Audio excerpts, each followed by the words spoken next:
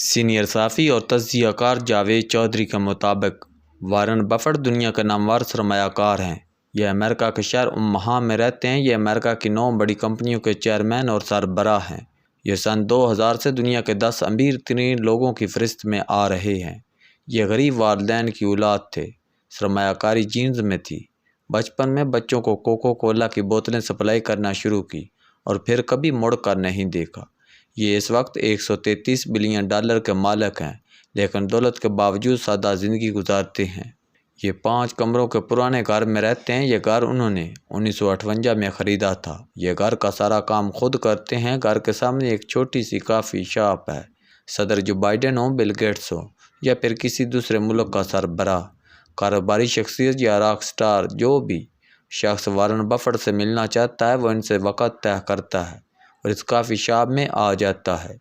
Warren بفٹ طے شدہ وقت پر یہاں آتے ہیں، شخص سے ملاقات کرتے ہیں اور وقت ختم ہونے پر وہاں سے اٹھ کر چلے جاتے ہیں۔ وارن بفٹ نے 2014 میں $2.8 بلین بل گیٹس کی فاؤنڈیشن کو خیرات میں دیے۔ یہ امریکہ میں امیر لوگوں کو زیادہ ٹیکس دینا چاہیے جیسی تحریک بھی چلا رہے ہیں۔ امریکہ میں سرمایہ کاروں کو ٹیکس مراعات حاصل ہے۔ وارن بفٹ ان مراعات کے خلاف ہیں۔ یہ کہتے ہیں میرے مینیجر میرے مقابلے میں زیادہ ٹیکس دیتے ہیں۔ یہ معاشرے کے ساتھ ظلم ہے۔ حکومت کو امیروں پر ٹیکس بڑھانا چاہیے اور غریبوں پر ٹیکس کا بوجھ کم کرنا چاہیے۔ وارن بفٹ دنیا کے ان چند لوگوں میں شمار ہوتے ہیں جنہوں نے انسانی ذہن کو بے تحاشا متاثر کیا۔ یہ صوفی منش انسان ہے۔ آپ صوفیاء اکرام کے طرز زندگی کا مطالعہ کریں اور اس کے بعد وارن بفٹ کے شب و روز کا تجزیہ کریں تو آپ کو دونوں میں بے شمار مشترک عادتیں ملیں گی۔ یہ ارب پتی ہونے کے باوجود ذہنی، روحانی اور جسمانی لحاظ سے صوفی ہیں۔ یہ ٹینشن فری زندگی گزارتے ہیں۔ ذاتی زندگی میں کنجوس ہیں۔ خوراک، کپڑوں اور گاڑیوں پر رقم ضائع نہیں کرتے۔ نمود و نمائش کے خلاف ہیں۔ دولت کے اسراف کو گناہ سمجھتے ہیں۔ ریستوران سے صرف اتنا کھانا خریدتے ہیں جتنی انہیں ضرورت ہوتی ہے، لیکن ضرورت مندوں کے لیے ان کا دل انتہائی کھلا ہے۔ آپ پورے عالم اسلام سے کوئی ایک ایسا رئیس شخص دکھا دیجیے جو ہر سال اربوں ڈالر چیریٹی کرتا ہو، جبکہ وارن بفٹ ہر سال یہ کرتے ہیں۔ یہ چیریٹی کرتے وقت مذہب، نسل اور ملک سے بالاتر ہو جاتے ہیں۔ ان کی دولت دنیا کے 245 ممالک کے ضرورت مندوں کے کام آتی ہے اور یہ ان کے انتقال کے بعد بھی کام آئے گی، مگر یہ دولت اور ان کا طرز زندگی ہمارا موضوع نہیں۔ ہمارا موضوع سرمایہ کاری اور دولت کے بارے میں ان کا فلسفہ حیات ہے۔ وارن بفٹ نے نئے سرمایہ کاروں، خوشحال زندگی گزارنے کے خواہش مند، مڈل کلاسوں اور آمدنی میں اضافے کے متمنی لوگوں کو 6 اصول واضح کیے ہیں۔ یہ 6 اصول وارن بفٹ کی کامیابی کے گر ہیں۔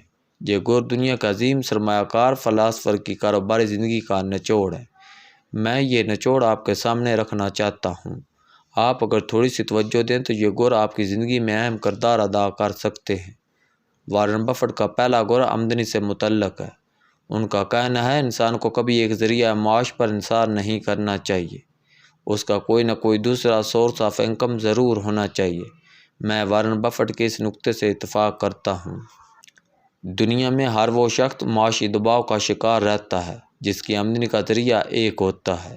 آپ نوکری کرتے ہوں یا کاروبار، آپ روزانہ اتار چڑھاؤ سے گزرتے ہیں۔ دنیا میں کوئی نوکری، کوئی کاروبار مستقل نہیں ہوتا، لہٰذا آپ جب بھی کسی ایک ذریعے پر انحصار کریں گے تو آپ پر دباؤ ضرور آئے گا۔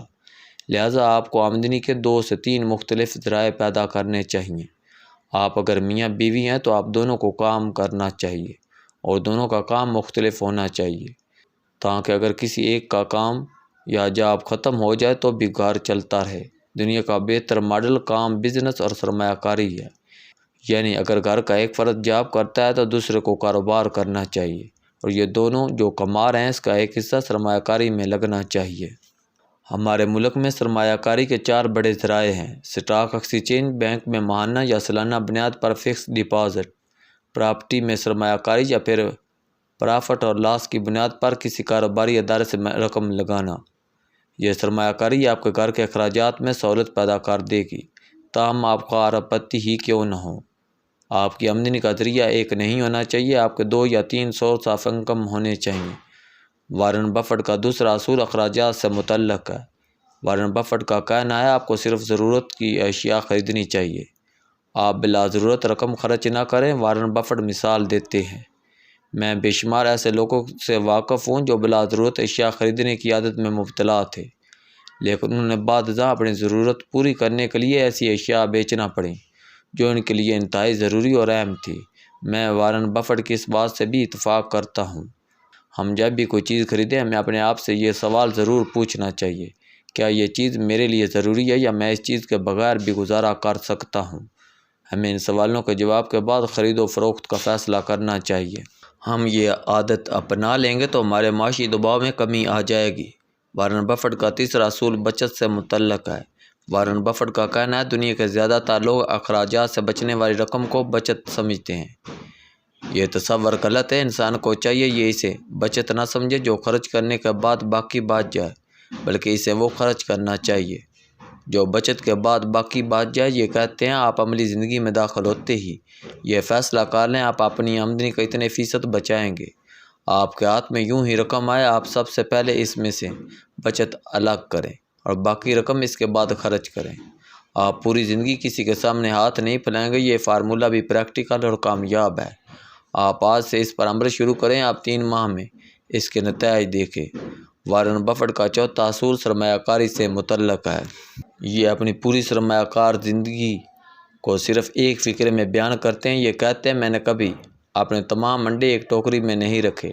یہ کہتے ہیں، آپ اپنی بچت کو کبھی کسی ایک سیکٹر میں نہ لگائیں، کیونکہ اگر یہ شعبہ بیٹھ گیا تو آپ کی ساری سرمایہ کاری پھنس جائے گی۔ آپ 8 سے 10 شعبوں کی فہرست بنائیں اور اپنی بچت ان تمام شعبوں میں پھیلا دیں۔ آپ کو کبھی گھاٹا نہیں پڑے گا۔ وارن بفٹ کا 5واں اصول رزق سے متعلق ہے۔ یہ کہتے ہیں، لوگ دریاؤں میں اندھا دھند چھلانگ لگانے کو رزق کہتے ہیں، جبکہ یہ رزق نہیں خودکشی ہوتی ہے۔ آپ دریا کو دریا سمجھیں، اسے خطرناک جانیں۔ آپ کبھی اس کی گہرائی ماپنے کے لیے اس میں پاؤں نہ ڈالیں۔ وارن بفٹ کا یہ نکتہ خاصا مشکل ہے۔ یہ شاید اس اصول کے ذریعے یہ سمجھانا چاہتے ہیں، انسان کو اپنی غلطیوں سے سیکھنے کی بجائے دوسروں کی غلطیوں سے سیکھنا چاہیے۔ آپ خود رزق لینے کی بجائے دوسروں کے رزق سے سیکھیں۔ آپ دریا کی گہرائی ماپنے کے لیے خود دریا میں نہ اتریں۔ آپ دریا کے کنارے نصب بورڈ پڑھ لیں یا پھر دریا کے کسی ماہر سے پوچھ لیں۔ یہ بتانا چاہتے ہیں، ہمیں زندگی میں رزق لینے سے قبل باقاعدہ ریسرچ کرنی چاہیے، لوگوں سے مشورہ کرنا چاہیے اور کثرت رائے سے فیصلہ کرنا چاہیے۔ اور وارن بفٹ کا چھٹا اور آخری اصول توقعات سے متعلق ہے۔ یہ کہتے ہیں، ایمانداری قیمتی تحفہ ہے، آپ سستے لوگوں سے اس کی توقع نہ رکھیں۔ میں وارن بفٹ کی اس بات سے بھی اتفاق کرتا ہوں۔ ہم اعتماد کی وجہ سے 80% دھوکے کھاتے ہیں۔ آپ لوگوں پر اندھے اعتماد کی بجائے سوچ سمجھ کر فیصلہ کریں، آپ 80% دھوکوں سے بچ جائیں گے۔ ہم سرمایہ کاری کے لیے ہمیشہ دوسروں پر اعتماد کرتے ہیں۔ ہم لوگوں کو زہری حلیے کی بنیاد پر ایماندار یا بے ایمان سمجھ بیٹھتے ہیں اور یہاں سے ہمارے معاشی مسائل شروع ہو جاتے ہیں۔ آپ دوسروں پر اندھے اعتماد کی بجائے ٹھوک بجا کر سرمایہ کاری کریں، اپنی تسلی کریں، کاغذی کارروائی مکمل کریں اور وقت پر قسطیں ادا کریں۔ آپ کو کبھی شرمندگی یا پریشانی نہیں ہوگی۔ وارن بفٹ کے یہ 6 اصول صرف فلسفہ نہیں ہیں، یہ ان کی عمر بھر کے تجربات کی کمائی ہے۔ یہ وہ اصول ہیں جنہوں نے معمولی غریب انسان کو دنیا کا چھٹا امیر ترین شخص بنایا۔ ہم اگر ان اصول کو رہنما مان لیں تو ہم اربپتی نہ بھی بنے تو بھی ہم ایک خوشحال زندگی کو ضرور گزار سکتے ہیں۔ باقی آپ خود سمجھدار ہیں۔